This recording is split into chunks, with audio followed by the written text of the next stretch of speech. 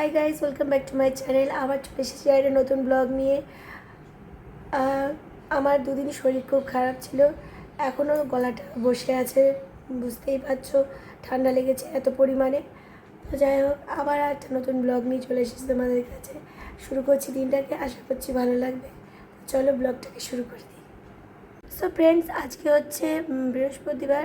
তো বৃহস্পতিবারের সকালে অনেকটাই বেজে গেছে, প্রায় 9:30 মতন বেজে গেছে। কিন্তু মেয়ের স্কুল আছে, এরই মাঝে মেয়ের স্কুল আছে, মেয়ে গেছে পড়তে।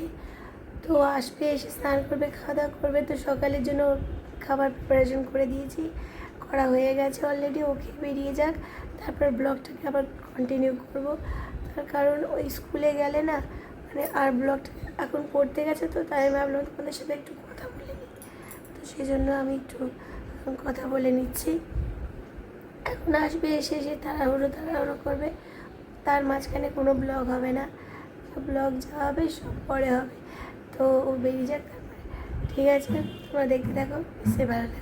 সো ফ্রেন্ডস দেখো, এই কৌটোটা মনে হচ্ছে যেন একটা লজেন্সের কৌটো, কিন্তু এটা লজেন্স নয়, এটা হচ্ছে ধুনো। ধুনো আর কি বললো আছে, এর মধ্যে একটা জ্বালালেই হয়ে যাবে। আর এই ধূপকাঠি নিয়ে এসেছে, আর এই কৌটোর মধ্যে ধুনো, এই যে জিনিসটা নিয়ে এসছে। তো দেখি কীরকম হয় এটা। আজকে না আমি কাজের কোনো দিশা খুঁজে পাচ্ছি না, তার কারণ সকালবেলা ওরা বেরিয়ে গেল, এখনই বেরিয়ে গেল। এখন কত বাজে? প্রায় এগারোটা মতন বাজে। এখনও পর্যন্ত আমার রান্না হয়নি, না ঠাকুরের বাসন মাজা হয়েছে, না স্নান হয়েছে, মানে কিছুই হয়নি আমার। এখন শুধু গা কাপড় ধুয়ে আমি সকালবেলা ওদের টিফিন করে দিলাম, খেয়ে চলে গেলাম। এখন আস্তে আস্তে তোমাদের সাথে গল্প করব আর ব্লগ করবো। কী করবো, বাড়িতে তো একা, আর কী করবো, কাজগুলো করে। তো আস্তে আস্তে করতে হবে। এখন আমার টেনশন শুরু হয়ে গেছে যে আমি কতক্ষণে কাজগুলো করব। দেখি কতক্ষণে কাজগুলো করতে পারি।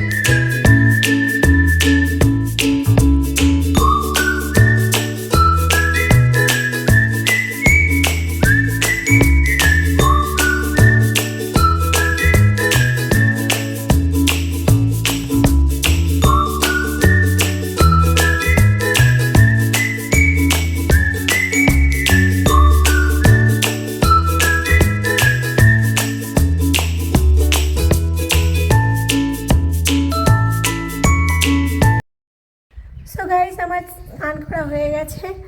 তো আমি উপরে চলে এসেছি এই কারণে ঠাকুরের বাসন তো মাজা হয়নি। তো সেদিনই যে ব্লগে দেখিয়েছিলাম যে আমি কী দিয়ে বাসন মাজি। তো এই দেখো, এগুলো ঝরে ঝরে পড়ে যাচ্ছে, এই লেবুগুলো ঝরে ঝরে পড়ে যাচ্ছে। তো 2টো লেবু এরকম নিলাম, দিয়ে এই 2টো লেবু দিয়ে ঠাকুরের বাসন মাজবো। স্নান করে উঠেই মাজছি, তার কারণ হচ্ছে যে বললাম না যে আগে ওদের রেডি করে দিয়ে এসেছি, তারপরে চলে এসেছি। তাই ভাবলাম যে আগে পরে মাজবো, এটা স্নান করেই মাজবো। তো এই জিনিস চট করে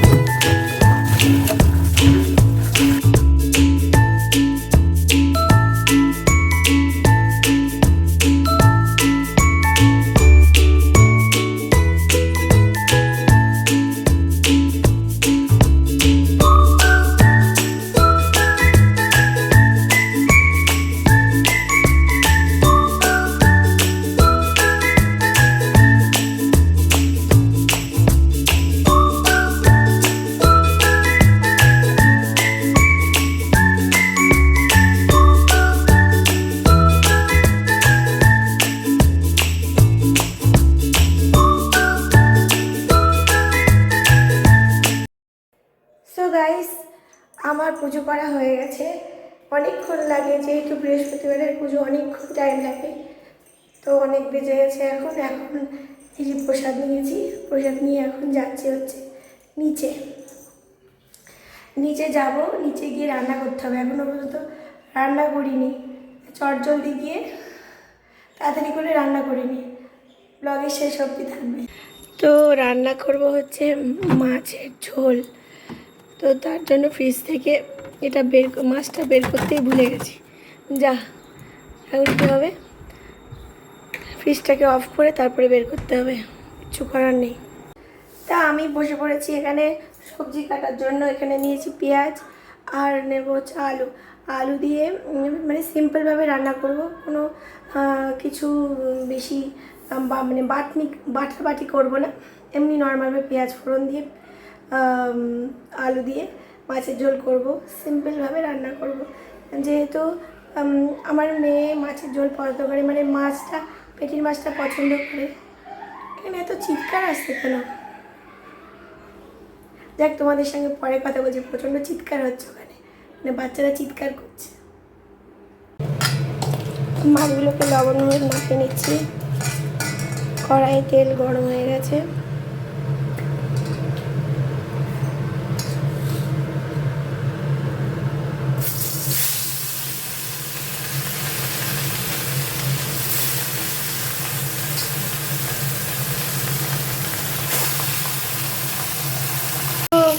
আলু দিয়ে বেগুন দিয়ে মাছ ঝোল করবো। মাছটা ভাজা হয়ে গেছে, তো আলুগুলো দিয়েছি এর মধ্যে।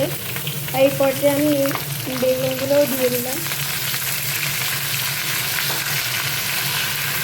অনেকদিন আলু দিয়ে বেগুন ঝোল খাইনি, তো ভাবলাম আজকে শুধু আলু দেবো কেন, আজকে বেগুনও দিয়ে আছে, তাই বেগুন দিলাম। ওদের কার আলু দিয়ে বেগুন দিয়ে মাছের ঝোল খেতে ভালো লাগে, আমার তো বেশ ভালো লাগে। আর এরকম পেঁয়াজ আর কাঁচা লঙ্কা কেটে নিয়েছি, ব্যাস শুধু পেঁয়াজ আর কাঁচা লঙ্কা দিয়েই নুন হলুদ দিয়ে রান্না করবো, আর কিছু। আলু আর বেগুনটাকে ভালো করে কষিয়ে নিয়েছি। দেখো এখনও মশলাটাকে কষিয়ে যাচ্ছি। পেঁয়াজ দিয়েছি তো, আর দিয়েছি লবণ হলুদ আর একটু জিরের গুঁড়ো দিচ্ছি, ব্যাস। কষানো প্রায় হয়ে গেছে। এখন আমি এর মধ্যে গরম জল দেব। গরম জল দিলে মানে টেস্টি হয় এটা। গরম জল আমি যে কোনো খাবারে যখনই জল দিই না, গরম জল। এরকম এখন কষা হয়ে গেছে, এখন জল দিয়ে দেবো। দেখো এখানে গরম করে রাখা জল, এই জলটা দিয়ে দিচ্ছি।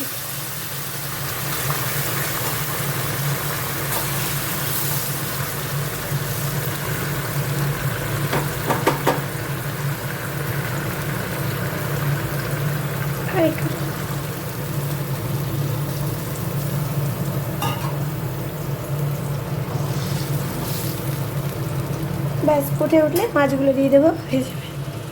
মাছের ঝোল হচ্ছে, তা আমি আসলাম এখানে একটু কথা বলার জন্য। যে এই যে ঠান্ডা লাগা না, এই ওয়েদারের জন্য ঠান্ডাটা লাগছে ঠিকই, কিন্তু আমি দেখছি মানে গলার উপর এফেক্ট করছে বেশিরভাগই। আমি অ্যাকচুয়ালি গলাটায় ভীষণ ঘামি তো, হয়তো আমার মনে হচ্ছে যে ওই গলা ঘামার জন্যই মনে হয় এই গলাটা হয়তো বসে গেছে। মানে এত বসেছিল, এখন তো তা কথা বলতে পারছি, আর এই দুদিন তো কথাই বলতে পারিনি, এত পরিমাণে গলা বসে গেছিলো, মানে আমার কথা কেউ বুঝতে পারছিল না। যাই হোক, আমি ভাবছিলাম কি বলবো, আর গলার ভীষণ লাগছিল। কারোর সাথে কথা বলতে গেলেও তো মানে কথা তো বলতে হবে, কথা তো সেটা বলতে পারছি না, গলা ভীষণ লাগছিল। এখনও কিন্তু অল্প অল্প লাগছে, কিন্তু অনেকটা নরম পড়েছে, এটাই বলার ছিল। তো যাই হোক, ওখানে মাছের ঝোলটা হচ্ছে। মাছের ঝোলটা হয়ে গেলে এদিকে ভাতও হয়ে গেছে, আর একটা কিছু ভাজা করব। যেহেতু আজকে আমরা 3 জনই আছি, সেই জন্য আরেকটা কিছু ভাজা করব। সে ভাজাটা হচ্ছে বিট গাজর পেঁয়াজ দিয়ে একটা ভাজা করব। তো ওটা সবজিটা কেটে নেব। তারপরে আসার টাইমও হয়ে গেছে, মানে ও আসার টাইম হয়ে গেছে, ওর বাবার আসার টাইম হয়ে গেছে, কিন্তু আমার মেয়ের স্কুল থেকে আসবে 4:30। ওর আবার বিকালে আবার ওর পড়া আছে, সেখানে নিয়ে যেতে হবে। এটাই হলো লাইফ। লাইফ এরকমই হয়, মানে কোনো না কোনো কিছু থাকবে সাথে, আর আমাদের রান্না বান্না করে যেতে হবে, এটাই লাইফ। তো চলো বেশি কথা না বলে রান্নাটা আগে করে নিই, তারপরে হচ্ছে। আমার একটা রান্না না হলে আমার মাথার মধ্যে একটা টেনশন ঘুরে বেড়ায়। তো চলো, আমি বিড়ালদের অনেকক্ষণ আগে গ্যারেজে আটকে রেখেছিলাম, মানে ওরা ঘরে ঢুকে যাচ্ছিলো, ঘরে ঢুকে চলে যাচ্ছিলো, সোজা উপরে চলে যাচ্ছিলো, আমাদের সামলাতে পারছিলাম না, তাই ওই বিড়াল দুটোকে এই গ্যারেজে রেখেছি। এখন কি আমার মনে হয়েছে ওদের তো গ্যারেজে রেখেছি, দেখি কী করছে।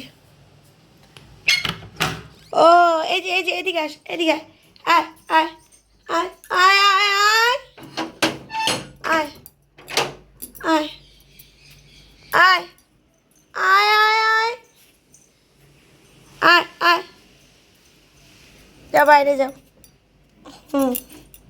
বাবা কতক্ষণ পর ছাড়া পেলো দুটো।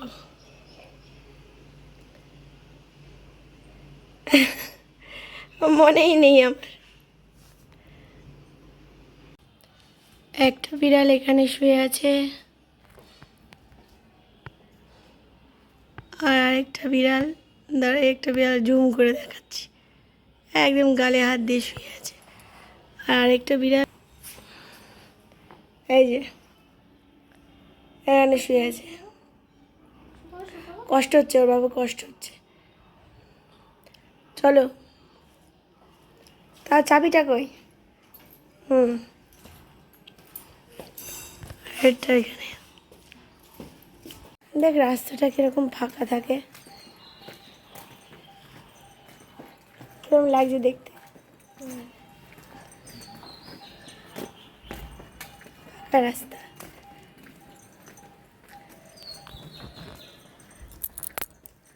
আমরা এখন যাচ্ছি হচ্ছে মেয়েকে পড়াতে, পড়তে দিতে, পড়াতে না পড়তে দিতে। কাছে এটা কি গাছ রে? জামরুল গাছ? এটা জামরুল গাছ মনে হচ্ছে তো, এটা জামরুল গাছ। এখানে চারিদিকে ফাঁকা আর ফাঁকা। হ্যাঁ, তুমি অ্যাবাকাসে যাচ্ছ সেটা তো বলছি। এই যে অ্যাবাকাস এখানে লেখে আছে, কোথায় লেখা আছে? পিঠে না বুকে? হ্যাঁ, অ্যাবাকাস। এটা যখন কলকাতায় গেছিলাম তখন দেখবে এই রাস্তা কেউ নেই, চারিদিকে ফাঁকা আর ফাঁকা। ফ্রেন্ডস দেখো, এখানে হচ্ছে একটু বাড়াচ্ছে, এটা দেখো, এটা বাড়াচ্ছে, এটা ছিল কি বাড়াচ্ছে। ও সে হোক, কিন্তু এই এই এই তাঁবুটা কেন খুলছে না এখনো? কতদিন থাকবে এই তাঁবু? এই তাঁবু কতদিন? চারিদিকে কি তাঁবু? এখানে মেলা হচ্ছে নাকি, গোপাল ভাঁড়ের মেলা। আসতে হবে একদিন, এসে দেখতে হবে। এর থেকে আমাদের বারোদোলের মেলাই ভালো, বারোদোলের মেলাই ভালো।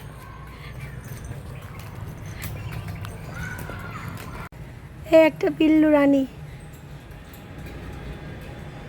কি কিউট না? কি হয়েছে?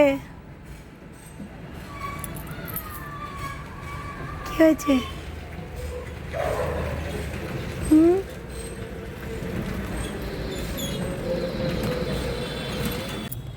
সো গাইস, এখন হচ্ছে মেয়েকে আমার কাছে দিয়ে আসলাম, আর আমি যাচ্ছি দেখি এই মাঠটা এর আগের বারও দেখেছি, বৃহস্পতিবার এসে দেখেছি এরকম খোল ঘেরা ছিল, এবারও দেখছি ঘেরা আছে। তো আর যাই হোক, আজকের ব্লগটা আমি এখানে এন্ড করে দিচ্ছি। যদি কিছু ভালো লেগে থাকে please like, share, comment. Ta ta, by.